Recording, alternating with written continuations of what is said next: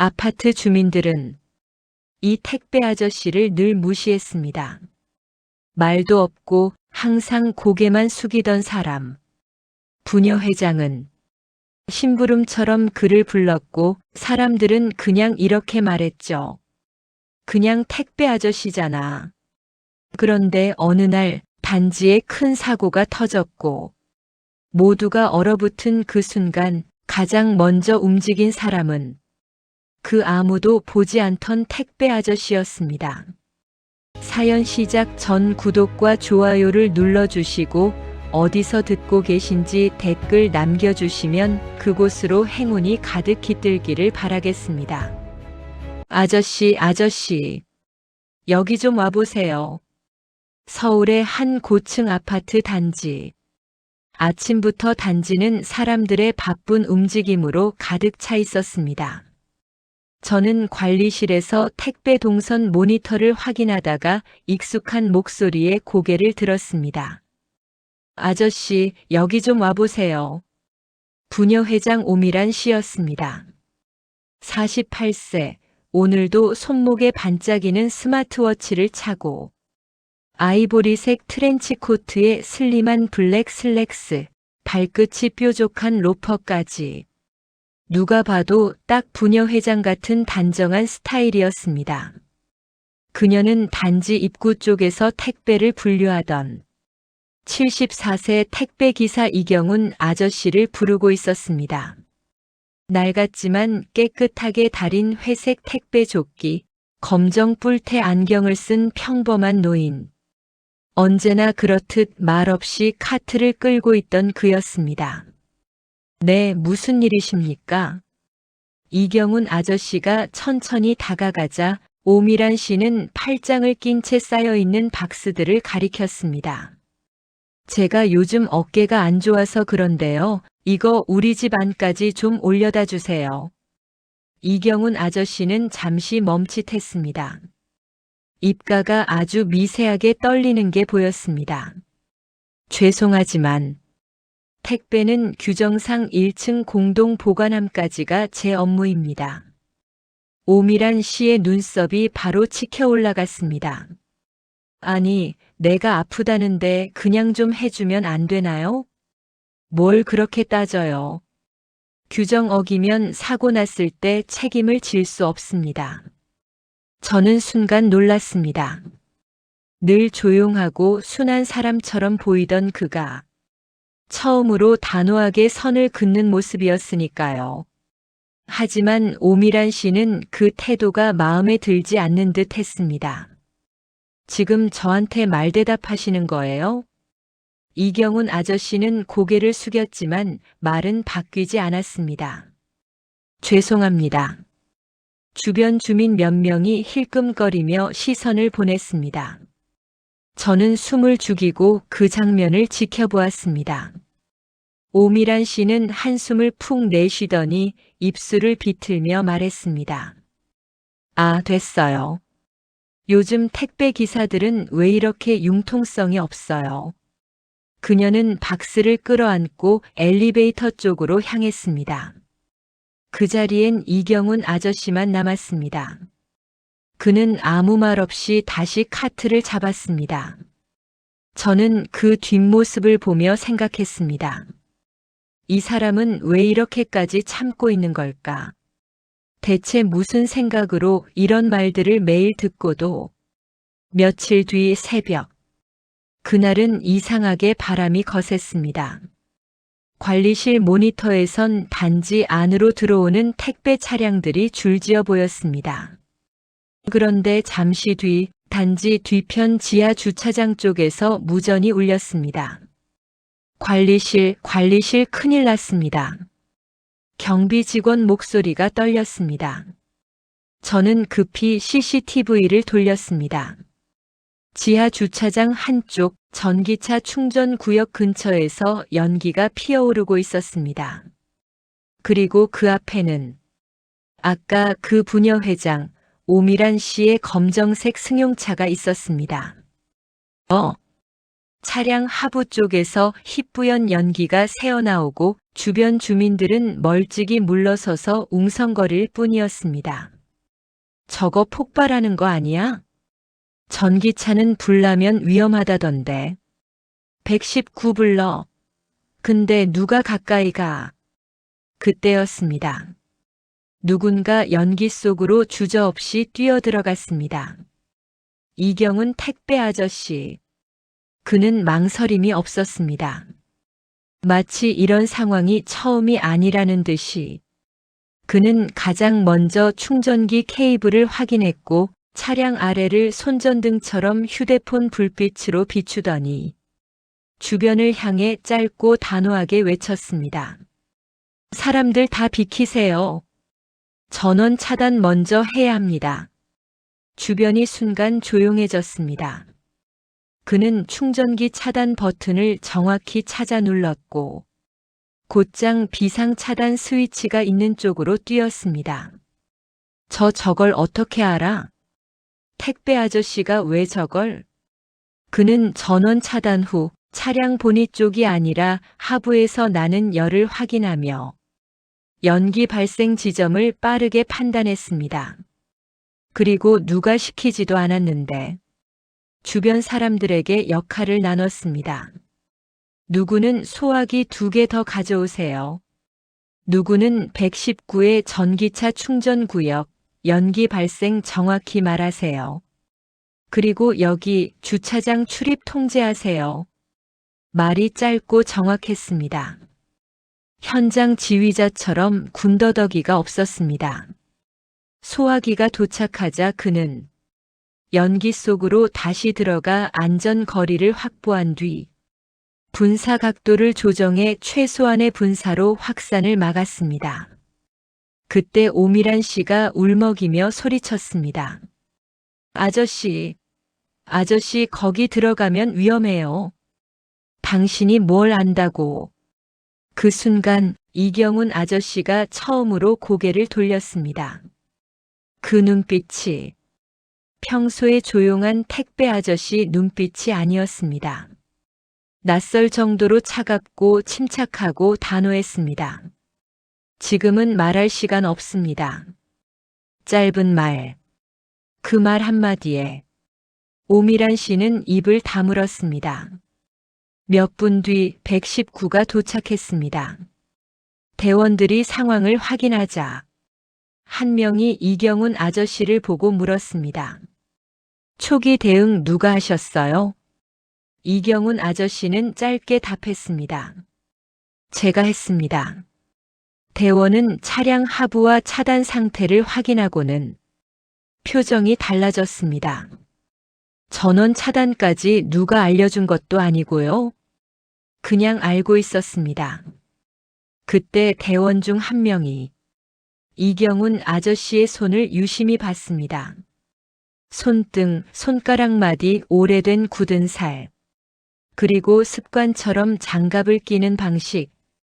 대원이 조심스럽게 말했습니다. 혹시 예전에 현장 쪽 일하셨습니까? 이경훈 아저씨는 잠깐 침묵했습니다. 그리고 아주 낮은 목소리로만 말했습니다. 한때는 사람들 안전 지키는 일을 했습니다. 그 말이 끝이었습니다. 그날 이후 단지 분위기는 달라졌습니다. 오미란 씨는 택배 보관함 앞에서 이경훈 아저씨를 마주치면 예전처럼 팔짱 끼고 명령하지 않았습니다.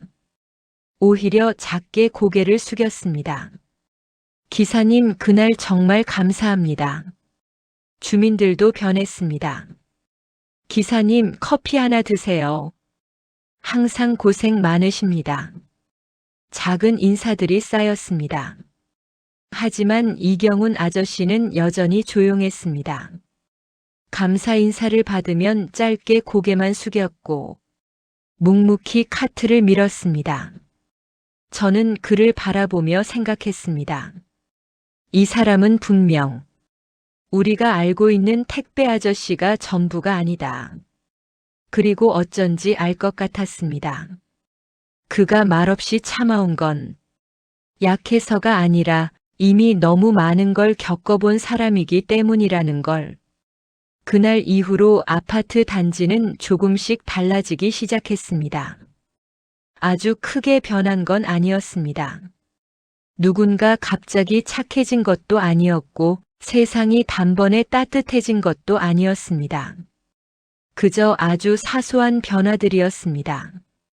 엘리베이터 앞에서 마주치면 예전엔 못 본 척 지나가던 사람들이 이제는 한 박자 늦게라도 인사를 건넸습니다. 기사님, 오늘도 수고 많으세요. 날씨 더운데 조심하세요. 이경훈 택배 아저씨는 여전히 말이 없었습니다. 인사를 받아도 고개만 살짝 숙일 뿐 짧은 네 한마디면 충분하다는 듯 했습니다. 그는 변하지 않았습니다. 변한 건 사람들의 태도였습니다. 며칠 뒤 단지 게시판에 공지 하나가 붙었습니다. 공지. 최근 단지 내 전기차 사고 예방 대응과 관련하여 신속한 초기 조치로 큰 사고를 막아주신 택배 기사님께 감사의 뜻을 전합니다.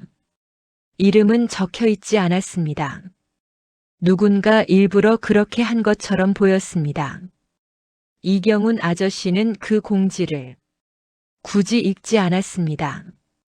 카트를 끌다 우연히 지나쳤을 뿐 시선조차 주지 않고 그대로 지나갔습니다. 마치 그런 감사가 목적이 아니라는 사람처럼 그날 저녁 관리실 문을 두드리는 소리가 났습니다.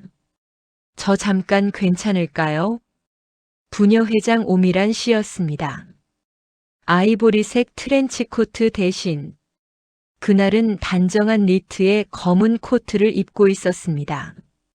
화장은 옅었고 목소리도 조심스러웠습니다. 기사님 계신가요? 이경훈 아저씨는 택배 송장을 정리하다 고개를 들었습니다.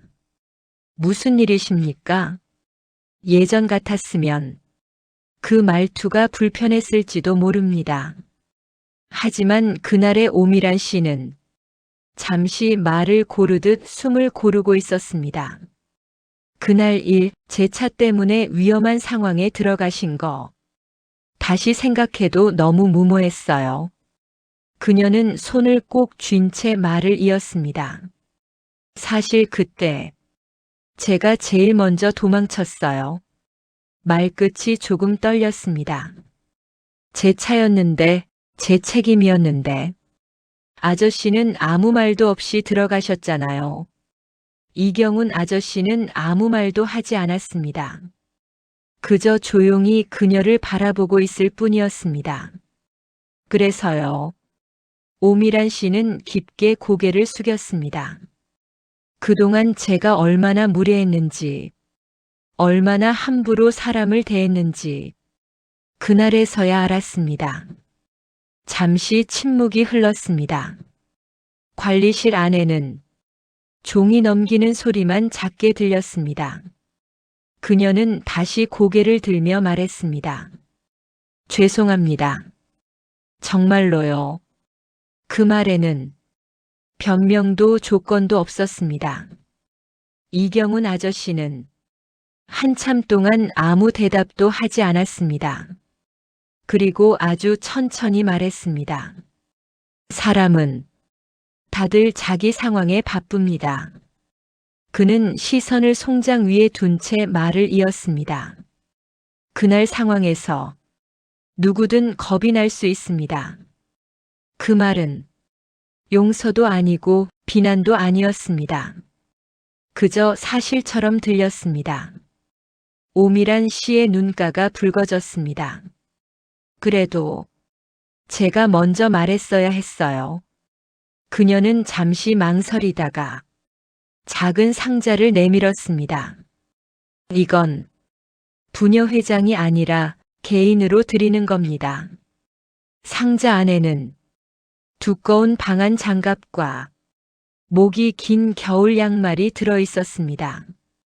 곧 추워질 것 같아서요. 이경훈 아저씨는 잠시 상자를 바라보다가 천천히 고개를 끄덕였습니다. 감사합니다. 그의 목소리는 낮았지만 분명했습니다. 그날 오미란 씨는 처음으로 말없이 고개를 숙여 인사하고 돌아갔습니다. 가을이 깊어지자 단지의 풍경도 달라졌습니다. 나뭇잎이 떨어지고 아침 공기가 차가워졌습니다.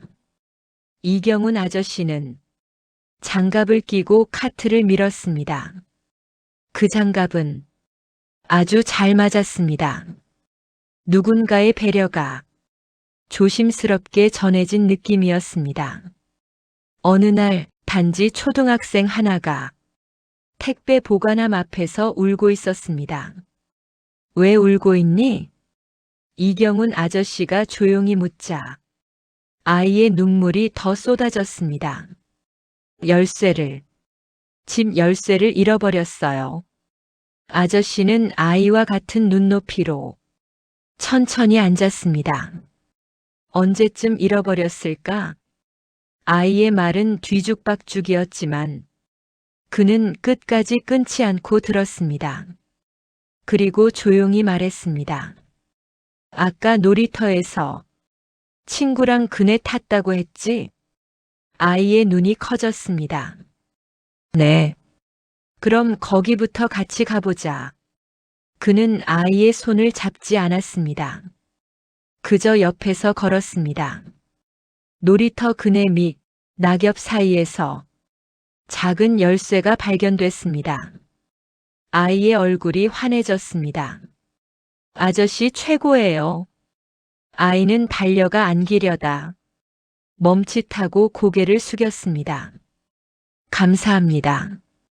그 말투는 누군가에게 배운 것 같았습니다. 그날 밤 이경훈 아저씨는 경비실 옆 벤치에 잠시 앉아 하늘을 올려다봤습니다. 별은 많지 않았지만 바람은 차분했습니다. 그는 혼잣말처럼 중얼거렸습니다. 이 정도면 괜찮은 하루였네. 누군가에게는 아무 일도 아닌 하루. 하지만 누군가에게는 조금 덜 외롭고 조금 덜 아픈 하루. 그는 다시 자리에서 일어나 카트를 잡았습니다.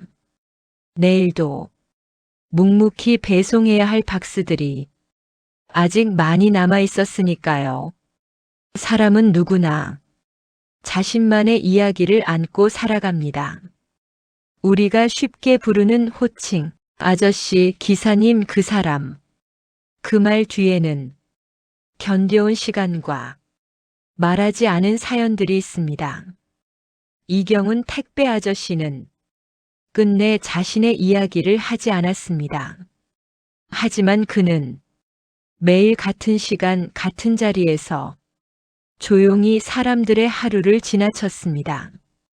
그리고 그 침묵 속에서 아파트 단지는 조금 더 따뜻해졌습니다.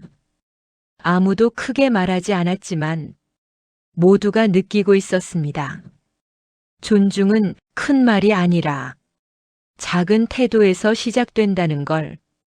오늘 당신은 누구를 그저 스쳐 지나가고 있나요? 그 사람의 이름을 한 번만 더 천천히 불러준다면 그 하루는 조금 달라질지도 모릅니다. 느끼신 게 있다면 구독, 좋아요 부탁드려요.